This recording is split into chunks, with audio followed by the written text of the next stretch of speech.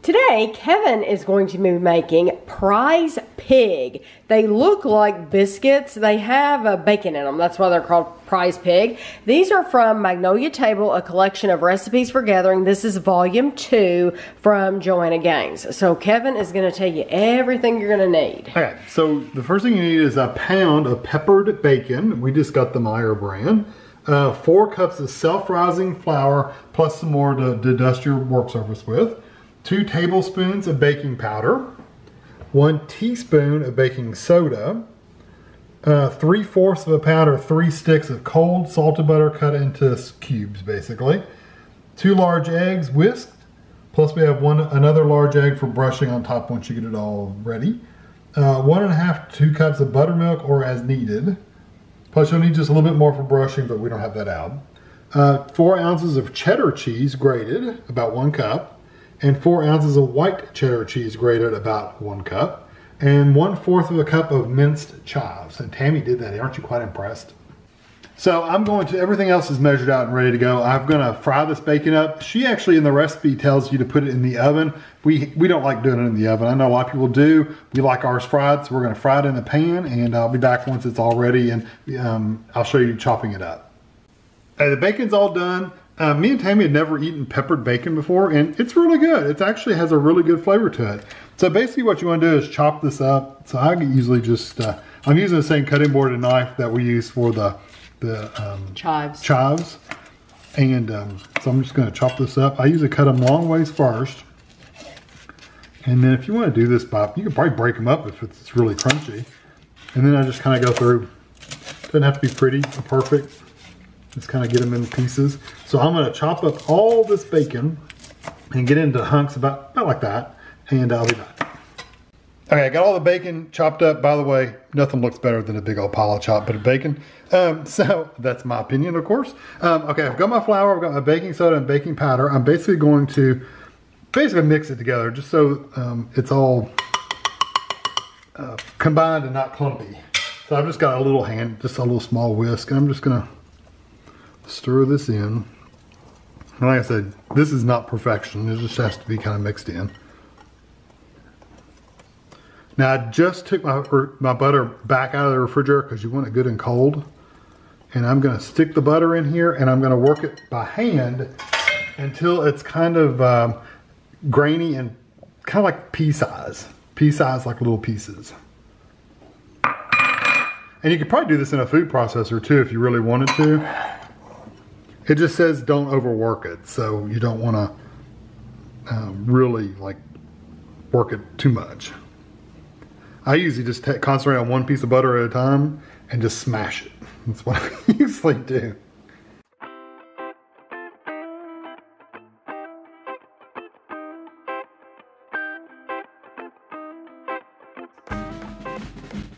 Alright, so that's what it looks like. It kind of looks like cornmeal, honestly, more than anything. So I'm going to dump my eggs in here, and you're going to use a wooden spoon to stir it up a little bit to get it as incorporated as you can. I think you just want kind of eggs everywhere.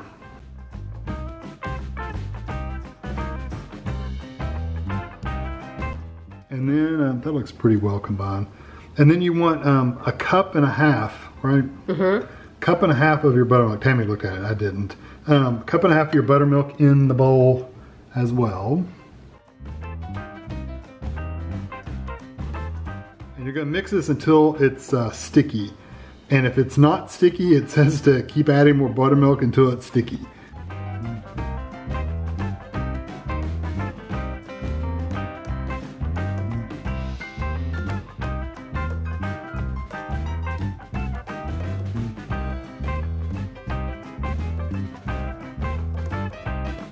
Find that it's sticky. Yeah, yeah, that's pretty sticky. All right, now I get to be messy again. And yeah, I guess you just don't want it really wet either. It's sticky, but it's not like sopping wet. So now I'm going to use my fingers, use my hands. I'm gonna dump my cheese and my bacon and my chives all in here and just get it all squished together with your fingers. And just in case you're wondering, Joanna does say use your fingers for this part. Use your hands for this part. Yeah, I'm following basically her directions.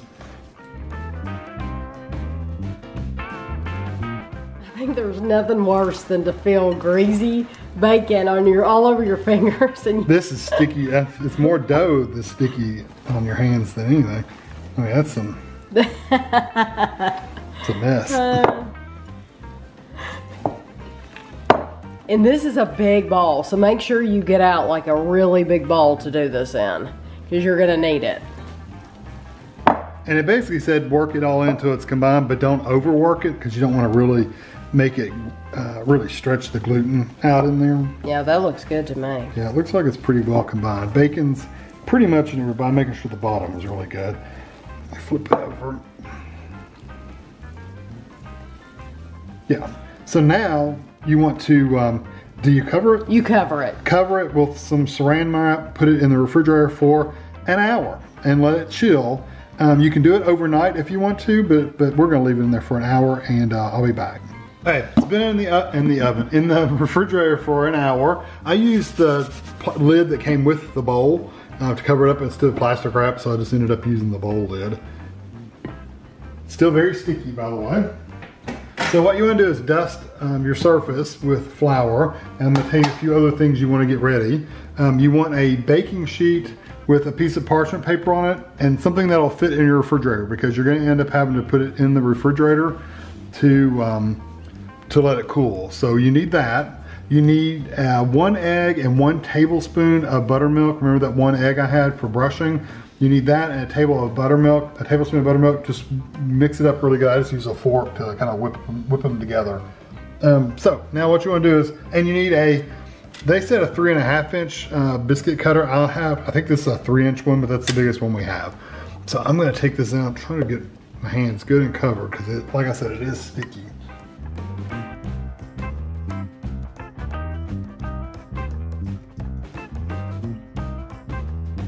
You want to flatten it out and just using your hands until like a 14-inch round like disc. Get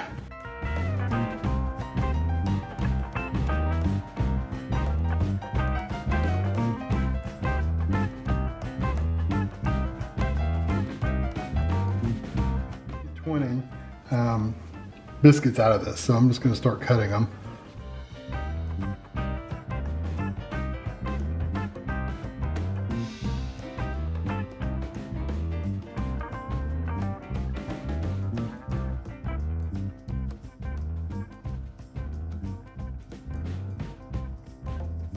Put these on your baking sheet and you want them touching.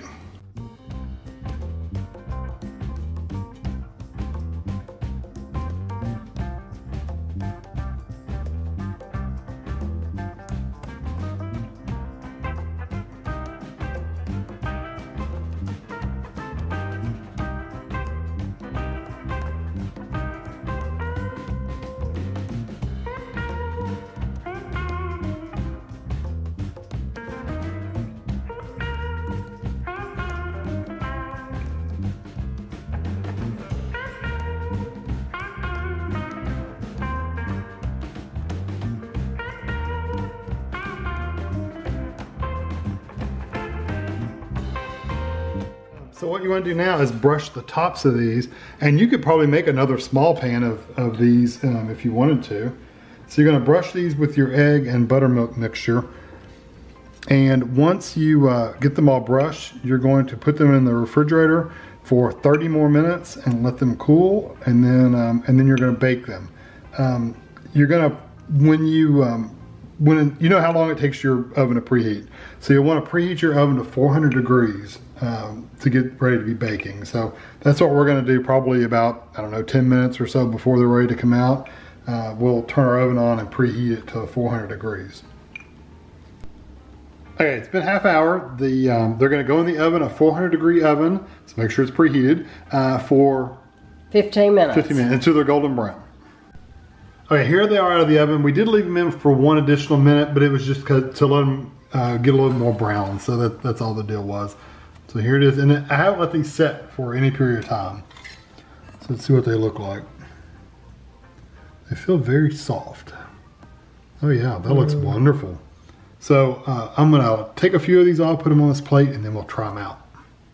Okay, so you don't have to make these immediately. If you want to make these ahead of time. If you want to make like 2 batches, you could make one to eat, but then you could also make a batch to freeze. So if you want to freeze them, what you want to do when you get to the point of putting them on the baking sheet. Yeah, when you've cut them out and you put them in the baking sheet. Yes. Leave them separate. Don't let them touch each other. Leave them separate. Instead of putting them in the refrigerator, put them in the freezer until they're hard, and then you can take them out, put them in a Ziploc bag, and it says basically don't even thaw them. It says just like bake them just like you normally would. Yes, yeah. And it says you can freeze them for up to 2 weeks. Yeah, there's no need to thaw before baking. But now that we've baked ours, it says you can store them in a Ziploc bag or airtight container at room temperature for up to 2 days. So makes sense. It says the biscuits are best the day they're made, and ideally fresh from the oven. Well, that's how we wanted to try them. Okay, and we're just trying it. We didn't get butter out or anything like that.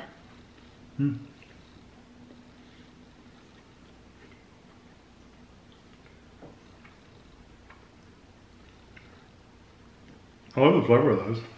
I do too. They smelled good baking too. You really get the cheese flavor. I get more of the chives almost than anything. And you get the bacon, of course. I really taste the buttermilk too. I'm sure it depends on what bite you get. The texture of this is very different from the biscuits that Kevin makes. Kevin uses like a Biscuit mix. And so these remind me more of like a Hardee's type biscuit. Yeah, except they're not as flaky. Hardee's are very, very thick and flaky. These aren't quite as flaky. They're more, I won't say doughy, but they're very soft in the middle. See, I was going to say these remind me a lot of the biscuits. Oh, see, they don't remind me at all of Biscuit. They're softer in the middle, a little wetter filling in the middle. See, for me, I think Biscuit biscuits are thicker. And a little drier. They're thicker and they're denser. They're much denser. So I don't know why that would remind you of those. Maybe it's just the flavor of the mix itself. I don't know. I think you could make these up ahead of time though and have them and put eggs on them. That would be good. Or just eat them by themselves. Butter would also be really good. Butter would be awesome on this. This is good all by itself though. You taste the cheese. I get the flavors of the cheese in there. But I also get the bacon, and it's not like every bite's going to be different because it's just one big mix, you know. So sometimes you get the flavor of the cheese, sometimes you get more of the flavor of the bacon. I get a saltiness from it. But I do absolutely love the texture of it. And like Kevin said, you could serve these alongside dinner, like if you're having soup beans or something rolls, like you that. have these. Yeah, you don't have to have these just for breakfast. No, not a matter of fact, they'd fit really nicely with just anything. Yeah, any kind of soup, you know, or chili. If you were having chili, you could put these alongside the chili. Yeah, it'd be really good. So they're not just for breakfast, but they are time consuming because you do have to put the mix in the refrigerator for an hour. And then once you've taken it out and put them on the pan, it's another half hour in the refrigerator, or another an hour and then a half an hour before you bake them. And we baked them for 16 minutes. So it is more time consuming, but it says you can make this up at night and keep it in the refrigerator and then make them the next day. So you could do that. Yeah, the next day you would only have the half hour and then the 15-minute or 60-minute bake time. Exactly. So it doesn't have to take that long all in at one time. I could see where you could add things to this too. Like if you wanted to make it a little bit more peppery, you could put some jalapenos in there, some. You could put a little garlic powder in there to make them a little more garlicky. Yeah, there's all kinds of things you could do to them to just spice them up even more if you wanted to. I can imagine garlic or peppers in it. Yeah, it would be delicious. It'd be very good. Absolutely. Or you could just buy garlic butter and put it on top of these. That's true. You could do that. Just buy pre-made garlic butter. But you know what? Maybe that's the texture I'm getting is those Red Lobster kind of Cheddar Bay biscuits. Okay. Maybe that's the texture I'm getting. I'll agree with that. Kevin didn't think they were quite Hardee's, but I don't think they're Bisquick. No. I will agree with you on that. They're that more kind of like, more doughy, wet kind of milk. Yes, if you like those Red Lobster cheddar garlic biscuits, that's what these are like. Yeah, texture-wise. Texture-wise. Flavor-wise, no. Yeah, they don't taste like it at all because there's no garlic or anything. But the texture is very, very much like those. Yep. Yeah, I'm glad you thought of that. Yeah, because I was thinking that would be good with garlic, and that led me down that rabbit hole. Yes, no, you're right. So I hope you enjoyed the video. If you've ever made these yourself, you can tell us what you think. Or eating them at the restaurant they sell them. Yeah, they sell these. They actually sell them. It says served at Silo's Baking Company in Waco, Texas. Yeah, so you may have had them in the restaurant. You may have. So I hope you enjoyed the video, and thanks for watching.